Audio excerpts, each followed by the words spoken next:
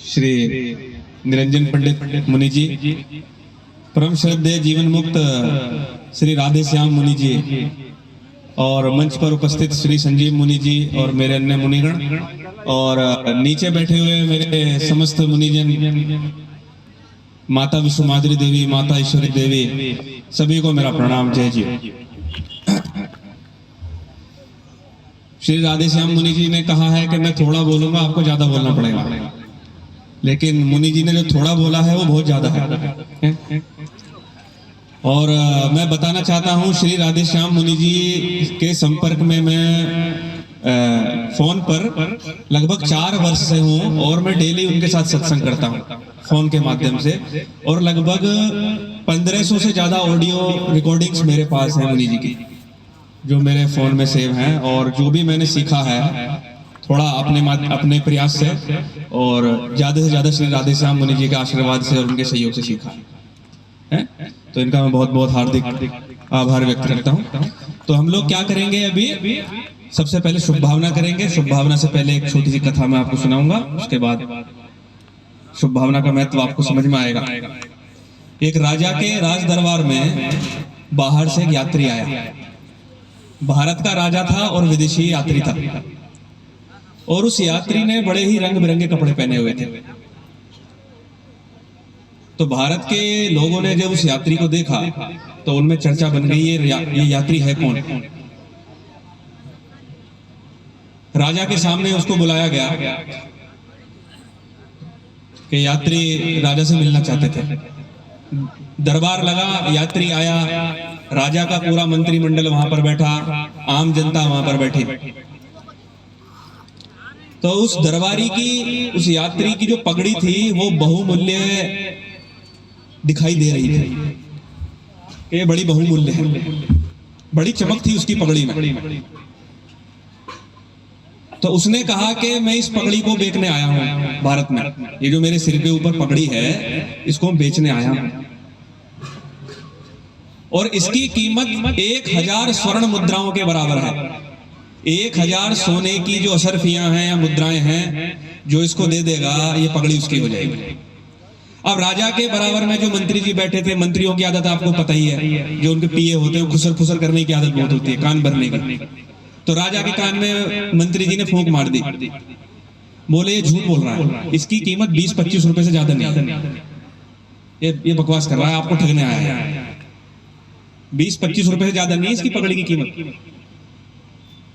तो ये बात उस यात्री ने सुन ली। वो यात्री बड़ा अनुभवी था, उसने हजारों राजाओं के यहाँ वो पगड़ी बेची थी, ऐसी पगड़ी। तो यात्री बोला, मैंने सुना है कि इस धरती पर केवल यही राजा था जो इस पगड़ी को ले सकता था। मैंने सुना था कि इस धरती पर यही राजा था जो इस पगड़ी को ले सकता था, इतनी बहुमूल्य पगड़ी को। बाकी इस पगड़ी को खरीदने वाला इस धरती पर कोई पैदा नहीं हुआ। अब बोलो, इस पगड़ी को लेते हो या मैं जाऊं यहां से? जल्दी बोलो, इस पगड़ी को लेना है, मैं यहां से चला जाऊं। कीमत 1000 स्वर्ण मुद्रा। अब राजा की छाती चौड़ी हो गई। जब उसने कहा ना कि धरती पर एक ही राजा है, यही ले सकता है, राजा ने कहा 2000 मुद्रा देता हूं। कितनी? 2000, पगड़ी मेरी।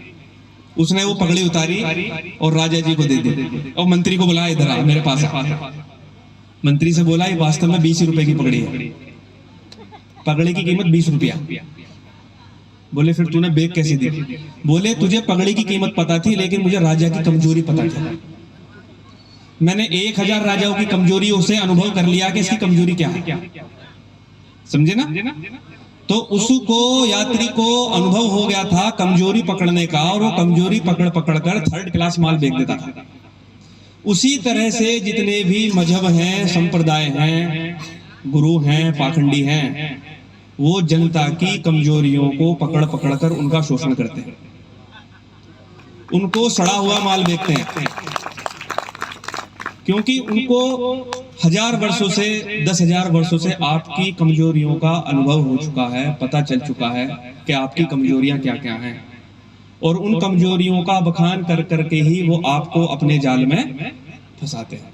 वो कभी भी आपको उच्च कक्षा का ज्ञान नहीं बताते, क्योंकि उनको अनुभव हो गया है कि इसकी नब्ज कहां पर है। आपकी नब्ज कहां पर है? बच्चे की नौकरी नहीं लगती है बाबा, घरवाली कहना नहीं मानती है बाबा, पति मेरा शराब पीता है बाबा, है? बाबा धन की बड़ी कमी है। ये आपकी कमजोरियां, सही बात है ना। और इन कमजोरियों को आप दूर करने के लिए विभिन्न मंदिरों में जाते हो, मजारों पे जाते हो, भिन्न भिन्न गुरुओं के पास जाते हो, और गुरु उस यात्री की तरह तैयार बैठे हुए हैं 20 रुपए की पगड़ी फेंकने के लिए, समझे, और जिंदगी भर आपको निकलने नहीं देते हैं। तो हमारे सदगुरुदेव शिव मुनि महाराज ने आपको क्या दी है? शुभ भावना दी है। क्या दी है? शुभ भावना। उनकी शुरुआत ही शुभ भावना से होती है। वो आपको पगड़ी नहीं बेचते, वो आपकी उन कमजोरियों को जड़ से उखाड़ने का उपाय करते हैं सबसे पहले, हैं? वो जड़ मूल से आपकी उन कमजोरी को उखाड़ने का उपाय करते हैं, ताकि कहीं भी उन पाखंडियों के लिए स्थान शेष ना रह जाए, ताकि आपको कोई पगड़ी ना बेच कर चला जाए। तो इसलिए अभी हम लोग सब क्या करेंगे? शुभ भावना करेंगे साथ में, ठीक है। आंखें बंद करेंगे, कमर सीधी करेंगे सभी मुनि, हाँ, आंखें बंद, कमर सीधी। जो भी मुनि जहां बैठे हैं, खड़े हैं, आंखें बंद कर लेंगे और शुभ भावना हम करेंगे। गुरुदेव का स्मरण करेंगे, शिव मुनि महाराज का स्मरण करेंगे, अपने सदगुरु का स्मरण करेंगे और अपना स्मरण करेंगे, साथ साथ गाएंगे। हम हैं अमर निरोग हैं, हम हैं अमर निरोग हैं, हम सर्व शक्तिमान हैं, सर्व शक्तिमान हैं, सुंदर युवा बलवान हैं, सुंदर युवा बलवान हैं, धनवान हैं, भगवान हैं, धनवान हैं, भगवान हैं। हम हैं अमर निरोग हैं हम। अब ज्ञान अपना हो गया, अब ज्ञान अपना हो गया, बस रोग दुख सब दूर हैं, बस रोग दुख सब दूर हैं। हम रूप यौवन युक्त हैं, हम रूप यौवन आनंद से भरपूर हैं, आनंद से भरपूर हैं। हम हैं अमर निरोग हैं हम, आनंद से हम हैं उछलते, आनंद से हैं उछलते, रोग हम में है नहीं, रोग हम में है नहीं, हम हैं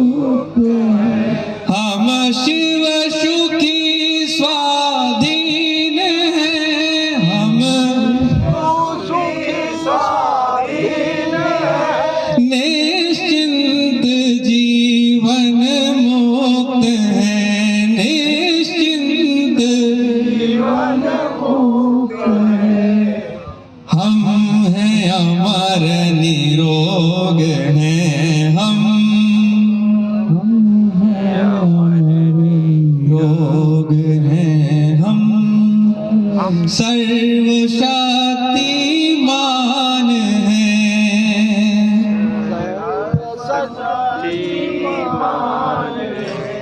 तो देखो शिव मुनि महाराज ने कितनी अच्छी बात बताई। पगड़ी नहीं फेंकी आपको, आपकी पगड़ी नहीं बिकने दी उन्होंने, हैं?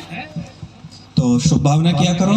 बहुत साधारण सी बातें हैं, सब मुनि लोग जानते हैं। हमारे मंच से मुनियों ने समय समय पर ज्ञान दिया है और आप सब भगवान हैं, आप सब जानते हैं। कोई नई बात नहीं है ऐसी बताने जैसी कि कोई अलग से आपको कोई ज्ञान दिया जाए। यहाँ पर नित्य चक्र वेदन साधना करो, ओमकार करो, स्वाध्याय करो, जब मौका लगे किसी वरिष्ठ मुनि के साथ सत्संग करो और गुरुदेव की बातों को पढ़ो कम और चिंतन ज्यादा करो। पुस्तकें उनकी कम पढ़ो, थोड़ा पढ़ो, उसको चिंतन ज्यादा करो, समझे ना? क्योंकि गुरुदेव का ज्ञान जो है वो बहुत ही सरल भाषा में और बहुत उच्च कोटि का ज्ञान है, समझे? गुरुदेव जो है कैलाश पर्वत के शिखर की भांति है। किसकी भांति है? कैलाश पर्वत के शिखर की भांति हैं, जो धरातल पर बैठे हुए मनुष्य के लिए लिख रहे थे, समझे? तो आप जब कैलाश पर पहुंचेंगे तब आपको मालूम चलेगा कि हमारा गुरु क्या लिख रहा था। तो उससे पहले आवश्यक है उनकी बातों को मनन करना, चिंतन करना। और मैं एक अंतिम बात कहकर अपनी वाणी को विराम दूंगा। एक लेख गुरुदेव ने लिखा था 1952 की ज्ञान शक्ति में, जिसमें उल्लेख है कि अश्वत्थामा गुरुदेव से मिलने गोरखपुर आश्रम में आए थे।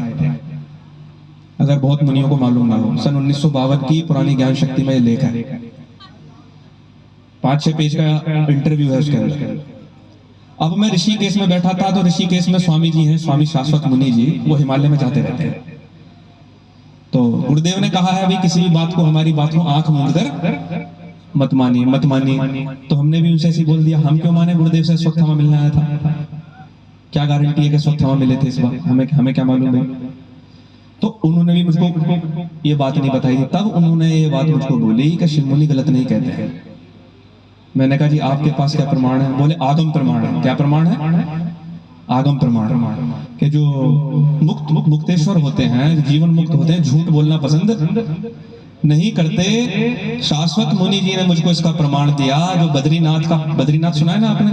बद्रीनाथ यात्रा, सारे मजहबी बद्रीनाथ यात्रा करते हैं, ध्यान रखना। आपको भी जाना चाहिए, भगवान को हर जगह जाना चाहिए। भगवान रहेगा जहां भी जाएगा।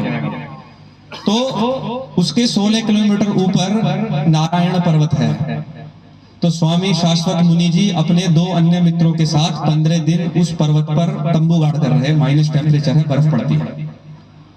उन्होंने बताया कि मैं 15 दिन वहां पर रहा और चौथे दिन 30 फुट लंबाई की होगी। कितना लंबा? 30 फुट लंबाई की होगी, उसकी हाइट इतनी थी। और उसने पूरे शरीर पर कोई वस्त्र धारण नहीं किया हुआ था, केवल अपने कटी भाग पर उसने कुछ बांधा हुआ था, लेकिन कपड़ा नहीं था वो। और गुरुदेव के इंटरव्यू में भी यही लिखा हुआ है कि अश्वत्थामा जी वलकल पहनते हैं, यानी पेड़ की छाल। हिमालय में वो पेड़ की छाल पहनते हैं। तो उन्होंने बताया वो 30 फुट लंबा योगी और नंगे पैर, उसके पैर इतने बड़े बड़े पैर उसके।